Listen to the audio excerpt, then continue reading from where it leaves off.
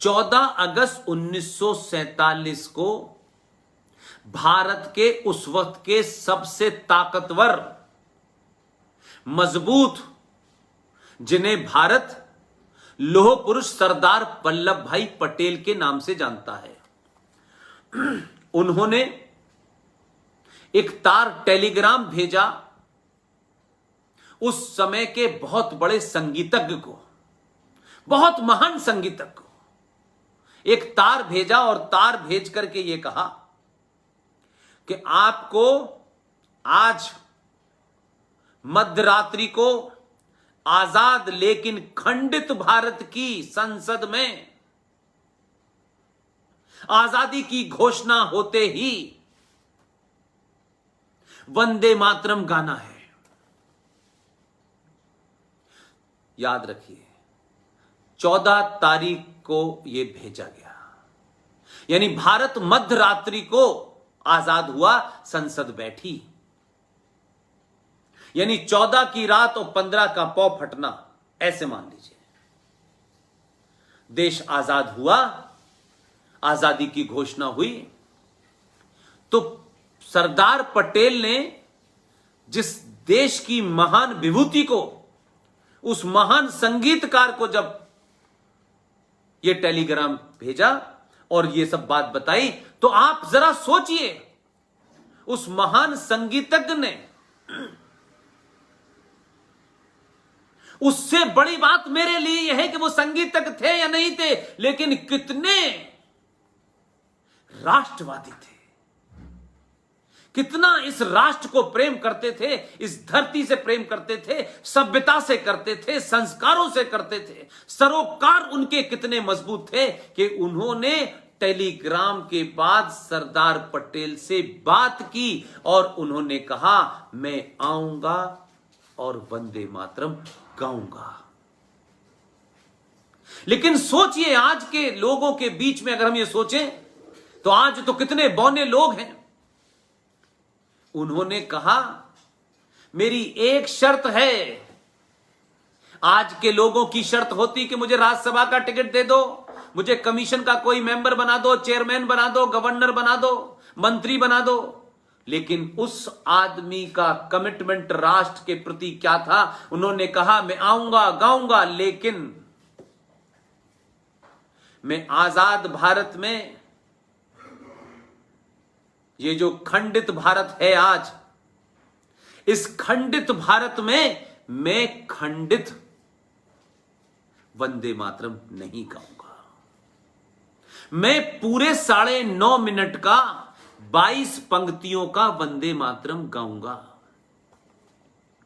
सरदार पटेल ने एक सेकंड नहीं लगाया, उन्होंने कहा पंडित जी, पंडित ओमकार नाथ ठाकुर साहब, आपकी ये शर्त मुझे एकदम कबूल है। पंडित ओमकार नाथ ठाकुर आजाद मगर खंडित भारत की संसद में आजादी की घोषणा के बाद जो वंदे मातरम 9.5 मिनट का 22 पंक्तियों का गाया, किसी की हिम्मत नहीं थी। उस समय संसद में एक मक्कार भी बैठा हुआ था, उसका नाम था खलीकुज़्ज़मा, जिसने एक किताब लिखी है पाथवे टू पाकिस्तान। वो बाद में पाकिस्तान भाग गया। मेरी सिर्फ आपसे इतनी विनती है, केसरिया वाहिनी के लोगों, राज्य को राज्य का काम करने दीजिए। बीच बीच में राज्य को कुछ बातें याद दिलानी है, दिलाइए, लेकिन राष्ट्र को बचाइए। राष्ट्र संकट में है, राज्य संकट में नहीं है। और राष्ट्र इसलिए संकट में है कि पहली बार सत्ता पे राष्ट्रवादी लोगों के बैठने से इस देश के गद्दारों का संकट बढ़ गया है। उनकी नाजायज सत्ता, उनकी इनविजिबल सत्ता को तोड़ना शुरू कर दिया है। इसलिए वो हर बात पे शोर मचा रहे हैं। वो अल्लाह से बार बार कामना कर रहे हैं किसी तरीके से इस वक्त मुल्क की सत्ता पे जो लोग बैठे हैं उनको किसी तरह से चाइना से 2 थप्पड़ पड़ जाएं। इन राष्ट्रवादियों का जो वलवला है, जो जोश है, वो किसी तरीके से कमजोर हो जाए। अगर ये कमजोर नहीं होगा तो हमारी नाजायज बनाई सत्ता खत्म हो रही है। इसलिए लोग टेलीविजन पे भी चाइना को अपना बाप मान के प्रोटेक्ट करने आते हैं, प्रोटेक्ट करते हैं, अगर मगर कर रहे हैं। आपने राज की सत्ता पे जिन्हें बिठाना था, इसी समाज ने राष्ट्र के प्रति जो समर्पित था, उस समाज ने अपनी हजारों साल पुरानी उस कमी को, उस त्रुटि को ठीक कर लिया। ये जो गजनी, गौरी, ये सब आए थे और आपको बताया आप तो ठाकुर हैं, आप ब्राह्मण हैं, आप दलित हैं, ये हैं, ये हैं। आपको लगातार तोड़ते तोड़ते तोड़ते तोड़ते स्थिति ये आ गई कि अब इलाके में तोड़ो, अब भाषा में तोड़ो, अब जाट को अलग हटाओ, अब सिख को अलग हटाओ, अब दलित को हटाओ, अब दलितों में महादलित लाओ, अब पिछड़ों में महा पिछड़ा लाओ। सारे एक्सपेरिमेंट इसी में हुए, मुसलमानों में नहीं किए। एक ने नहीं कहा कि सबसे ज्यादा अत्याचार प्रॉफिट मोहम्मद के दामाद, उनकी बेटी और उनके नवासों के साथ जिन जिहादी वहाबियों ने किया है, इनको भी तो अलग से हम देखें। क्यों नहीं हम इनकी हालत बेहतर करें? क्यों नहीं हम इनकी राष्ट्रभक्ति को ज्यादा ताकत दें? लेकिन सत्ता पे वही ताकतें थी, इसलिए 3.5% शिया जिनका भारत की आर्मी में, जिनकी भारत की शिक्षा में एक कंट्रीब्यूशन है, उसको नकार दिया गया। और कमाल देखिए कि गिलगित बल्तिस्तान को लेने की बात हो रही है, गिलगित बल्तिस्तान को आजाद कराने की बात हो रही है, लेकिन गिलगित बल्तिस्तान का अगर भारत में कोई एकमात्र नुमाइंदा है, उस मिट्टी का कोई जानकार है, उस संस्कृति का, उस तहजीब का कोई जानकार है, जिसे गली गली मोहल्ला मोहल्ला पता है, कौन सी क्यारी में कौन सा फूल खिलता है, कौन से दरख्त वहां है, कौन सी पहाड़ी है, जिसे इतनी टोपोग्राफी पता हो, जो एक बार इस आजाद भारत में पाकिस्तान की दारुल हुकूमत इस्लामाबाद से उड़ के बल्तिस्तान गया हो, अपने बाप दादाओं की जमीन को वहां बांटने गया हो, वो भारत में है।